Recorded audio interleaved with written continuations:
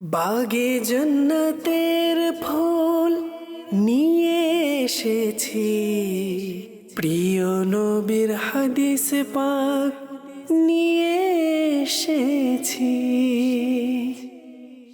আলহামদুলিল্লাহি রাব্বিল আলামিন ওয়াসসালাতু ওয়াসসালামু আলা সাইয়্যিদিল আমবিয়া ওয়াল মুরসালিন আম্মা বা'দ ফাআউযু বিল্লাহি মিনাশ শাইতানির রাজীম বিসমিল্লাহির রহমানির রহিম। আসসালাতু ওয়াসসালামু আলাইকা ইয়া রাসূলাল্লাহ, আসসালাতু ওয়াসসালামু আলাইকা ইয়া হাবিবাল্লাহ, আসসালাতু ওয়াসসালামু আলাইকা ইয়া নবিয়াল্লাহ ওয়া আলা আলিকা ওয়া আসহাবিকা ইয়া নূরাল্লাহ।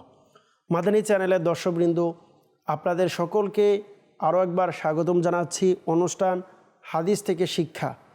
জি হ্যাঁ, যারা এই মুহূর্তে আমাদেরকে দেখছেন কাছে কিংবা দূরে, দেশ কিংবা প্রবাসে, সকলকে আবারও এই অনুষ্ঠানের পক্ষ থেকে জানাই মোবারকবাদ। দর্শকবৃন্দ, আলহামদুলিল্লাহ, আমরা এই অনুষ্ঠানে একটি হাদিসে মুবারাকা নিয়ে থাকি। আজকেও আমরা একটি হাদিসে মুবারাকা নিয়েছি এবং খুবই গুরুত্বপূর্ণ।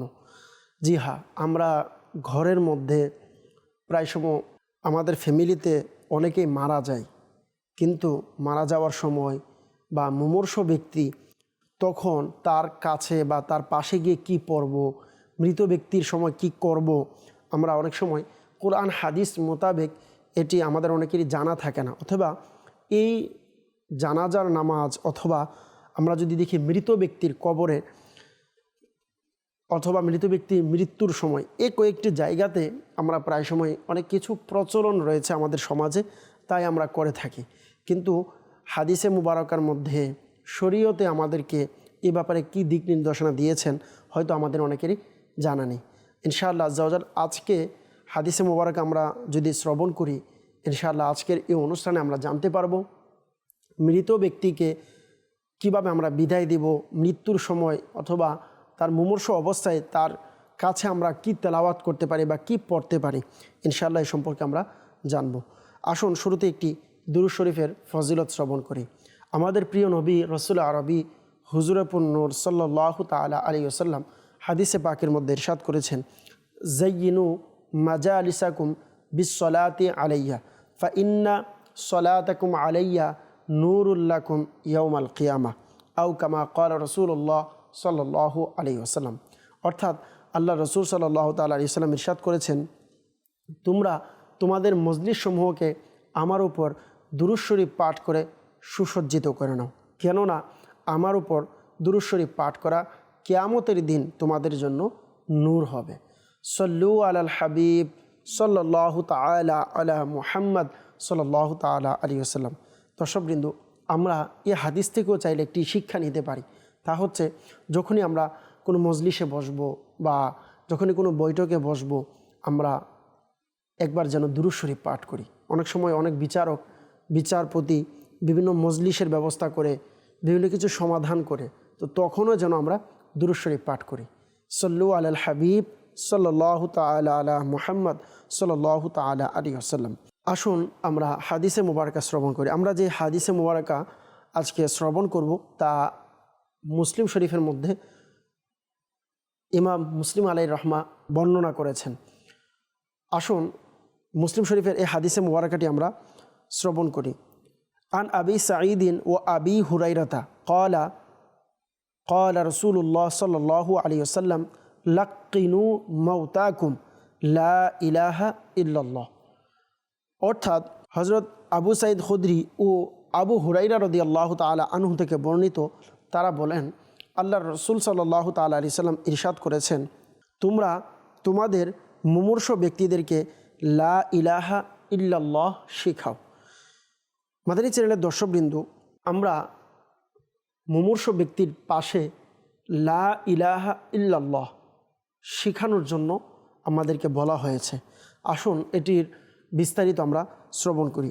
এর পূর্বে একটি গুরুত্বপূর্ণ আলোচনা আপনাদেরকে আরজ করব। আসুন আমরা জানি, তা হচ্ছে মৃত্যুবরণ করার সময় মানুষ যখন মৃত্যুবরণ করে, মৃত্যুর মুমূর্ষ ব্যক্তি বা তার একটু পরে মৃত্যু হবে, এর কিছু আলামত আছে। যেমন বলা হচ্ছে, যখন মৃত্যুর আলামতগুলো পাওয়া যায় তখন একজন ব্যক্তি সে মারা যায়।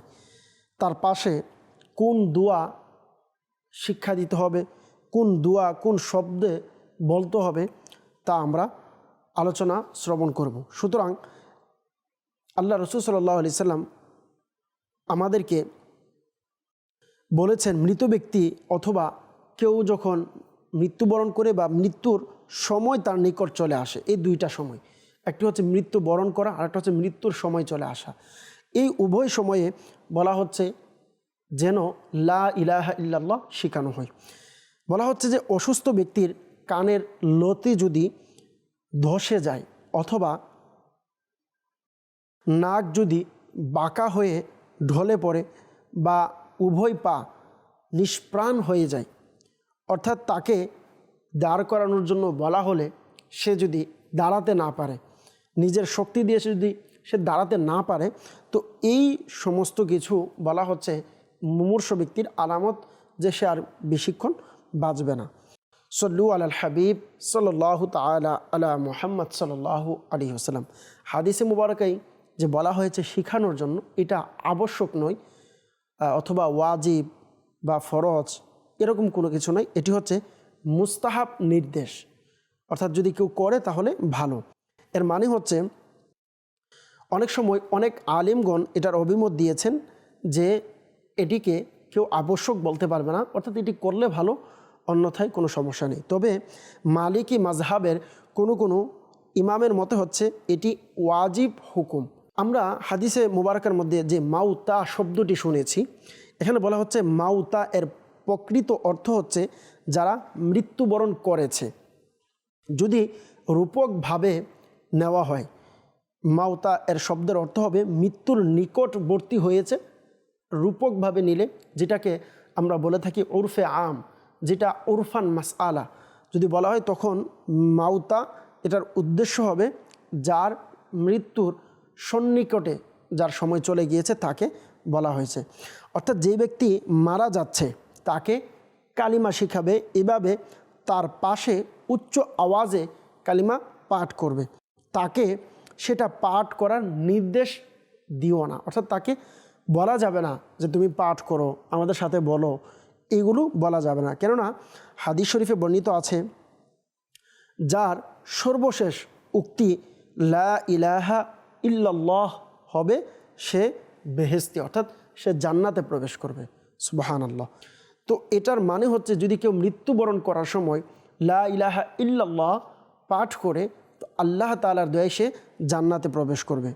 বলা হচ্ছে যে যদি মুমিনের মৃত্যুর সময় কালিমা পাঠ করতে না পড়ে, যেমন বেহুশ হয়ে যাওয়া অথবা শহীদ ইত্যাদির কারণে সে কালিমা পাঠ করতে পারল না, তাহলে সে এমন নয় যে সে বেঈমান হয়ে মারা গিয়েছে, বরং সে ঈমানের উপরে মৃত্যুবরণ করেছে, কেননা সে জীবদ্দশায় মুমিন ছিল।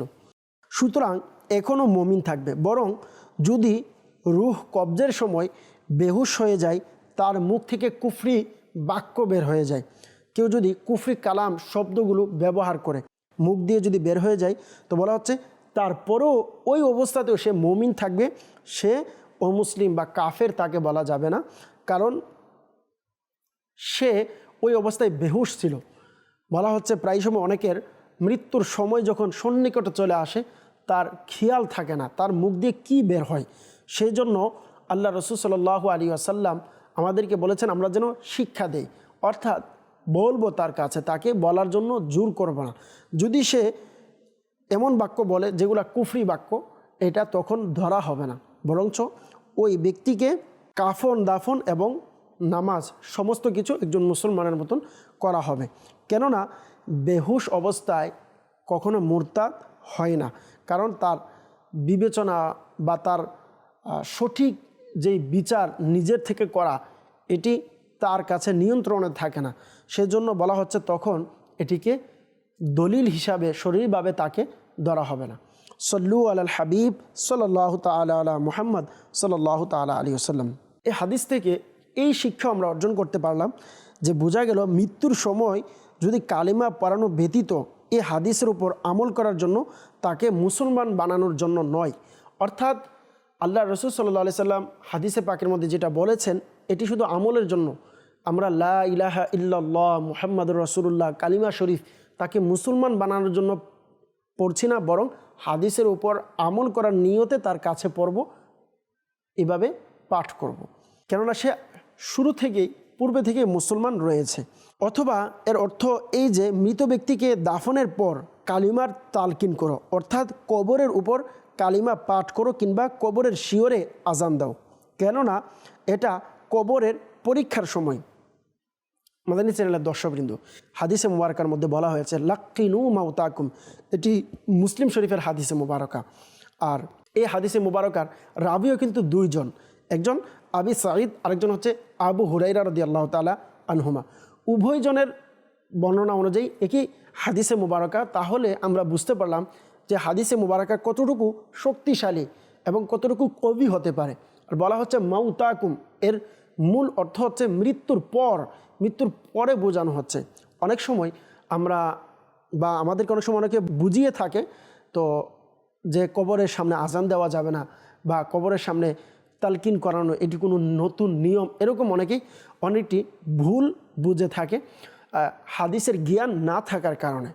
আমরা হাদিস থেকে বুঝতে পারলাম, এই হাদিসে মুবারকা থেকে দুইটি অর্থ আমরা নিতে পারি, যে মানুষ মৃত্যুবরণ করার পর তার কবরের সামনে যেন তালকিন করা হয়। লাক্কিনু, তালকিন করার জন্য আল্লাহ রসুল সাল্লাল্লাহু আলাইহি সাল্লাম হাদিসে পাকের মধ্যে বলেছেন। আর বলা হচ্ছে ওইটা হচ্ছে অনেক কষ্টের একটা সময়, পরীক্ষার সময়। আজান দেওয়ার কারণে মুনকার নাকিরের সকল প্রশ্নের উত্তর আজানের মধ্যে রয়েছে। আজান মানে কি এটা নয় যে আমি আজান দিচ্ছি অন্য কোনো কারণে, বা অনেক সময় অনেকে না বোঝার কারণে বলে এটার কোনো নামাজ নেই, কেন আজান দিবে। এটা আসলে মূলত এই আজানের মধ্যে মুনকার নাকিরের যে প্রশ্নগুলো আছে প্রত্যেকটা প্রশ্নের উত্তর আজানের মধ্যে রয়েছে। সুবহানাল্লাহ। আপনি আজানকে যদি লক্ষ্য করেন, যে 3টি প্রশ্ন রয়েছে মৃত ব্যক্তিকে করা হয়, এই 3টির উত্তর এই আজানের মধ্যে রয়েছে। এই জন্য বলা হচ্ছে যেন আজান দেওয়া হয়। আজানের মাধ্যমে মৃত ব্যক্তি আল্লাহ তাআলা দয়া হলে 3টি প্রশ্নের উত্তর সে পেয়ে যাবে।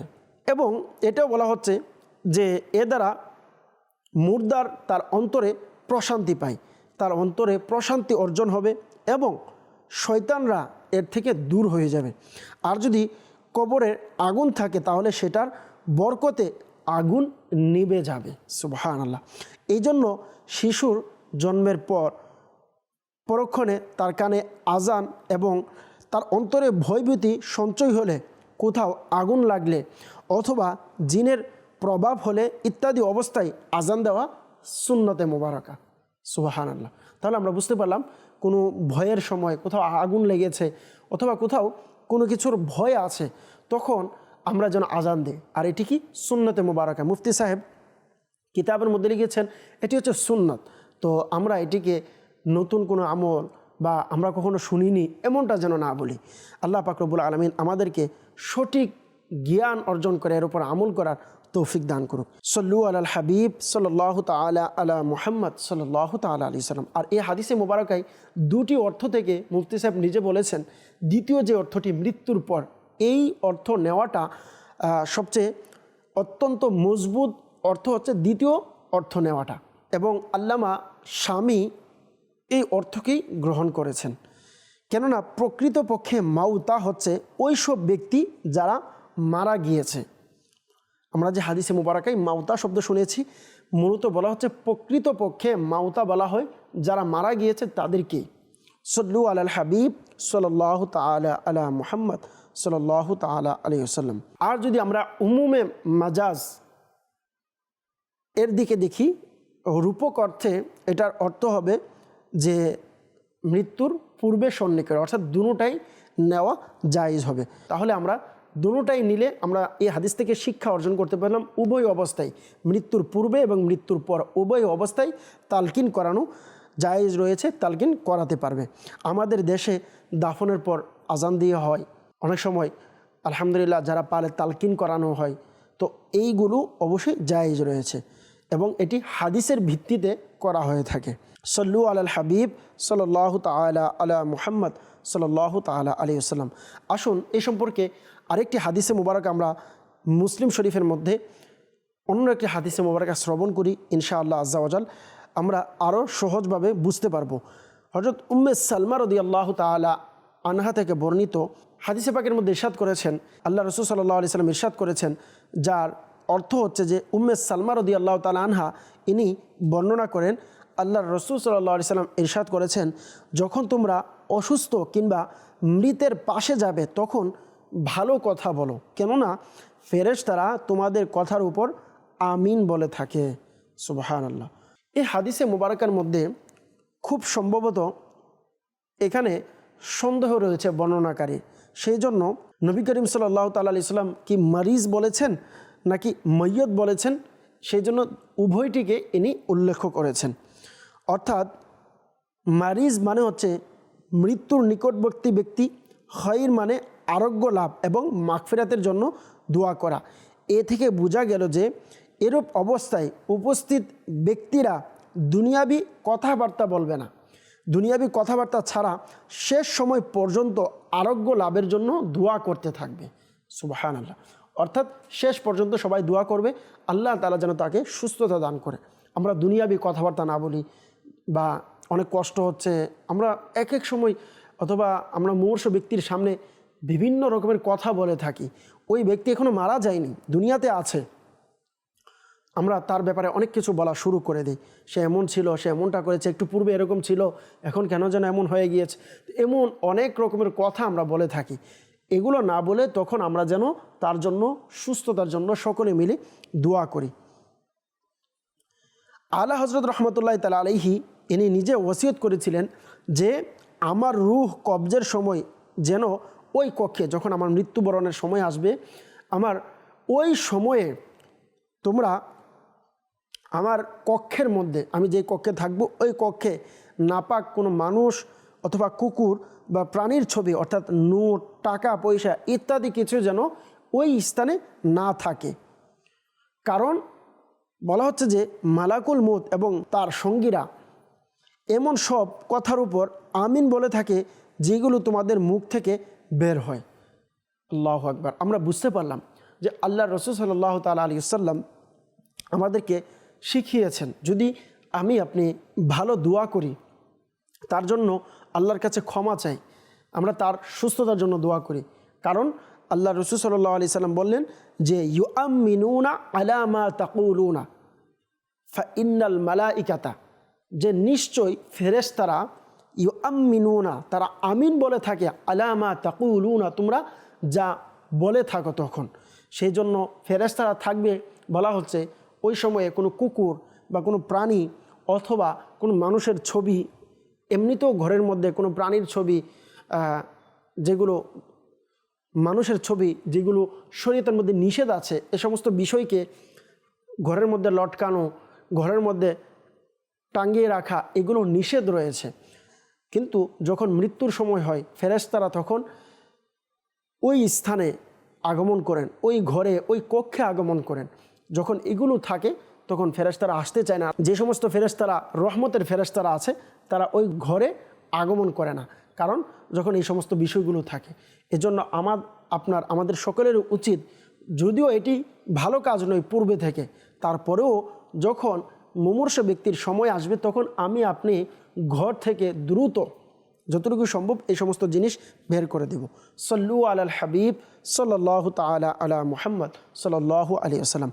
আমরা হাদিসে মুবারাকা থেকে একটি বিষয় জানতে পারলাম। আরেকটি বিষয়, তা হচ্ছে আমরা প্রায় সময় মৃত ব্যক্তির পাশে কি পড়ব, কি তেলাওয়াত করব, বা মুমূর্ষ ব্যক্তির পাশে, এগুলো নিয়ে আমাদের অনেকের প্রশ্ন থাকে। আসুন আমরা হাদিসে মুবারাকা থেকে এর উত্তর শ্রবণ করি। আল্লাহর রসুল মা আমেনার বাগানের সুবাসিত ফুল হুজুরে নূর সাল্লাল্লাহু তাআলা আলাইহি সাল্লাম ইরশাদ করেছেন, ইকরাউ সূরাতা ইয়াসিন আলা মাউতাকুম। আবু দাউদ শরীফের মধ্যে এবং ইবনে মাজা শরীফের মধ্যে আল্লাহর রসুল সাল্লাল্লাহু তাআলা আলাইহি সাল্লামের এই হাদিসে মুবারাকাটি উল্লেখ করেছেন যে আল্লাহর রসুল সাল্লাল্লাহু আলাইহি সাল্লাম ইরশাদ করেছেন, তোমরা তোমাদের মৃত ব্যক্তির নিকট তোমরা ইয়াসিন শরীফ তেলাওয়াত করো।